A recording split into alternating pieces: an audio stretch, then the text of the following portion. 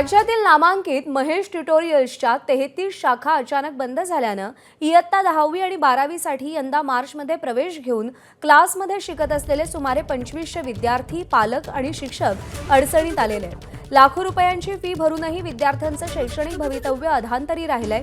Mahesh tutorials December 2022 पासून NCLTच्या दिवाळखोरी प्रक्रियेत असून सप्टेंबर 2025 अखेर कंपनीवर सुमारे 74.29 कोटींची देणी असल्याचं अहवालात नमूद आहे।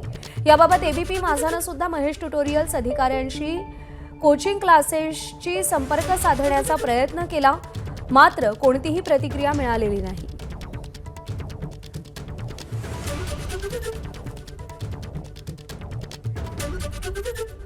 दरम्यान या संदर्भात विद्यार्थ्यांच्या पालकांनी काय प्रतिक्रिया दिली आहे आपण पाहूया। रेग्युलरली फीज आमचे चालूच आहेत। आत्ता त्यांच्याकडून आम्हाला डायरेक्टली कळतं संडेला की म्हणजे आर्यन आम्हाला नवीन व्हेन्यूमध्ये बोलवलं त्यांनी, तिथे बोलवून डायरेक्टली दुसऱ्या क्लासेसचे जे कोणतरी जॉईंट डायरेक्टर होते दिनेश सर करून, त्यांनी आम्हाला सगळं काय सांगितलं। त्यांच्याकडून त्यांनी डायरेक्टली सांगितलं की उद्यापासून महेश बंद झालेला आहे, महेशमध्ये काही संबंध नाही आहे, कारण महेशची बँक्रप्सी त्यांनीच फाईल केलेली आहे। आम्ही जायचं कोणाकडे, पैसे भरून झाले सगळं, कारण पैशापेक्षा जास्त विद्यार्थ्यांच्या आमच्या फायनल इयर आहे, म्हणजे 10वीचं क्रुशल इयर आहे।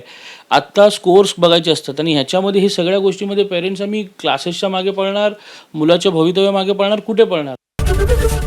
ABP माझा, उघडा डोळे बघा नीट।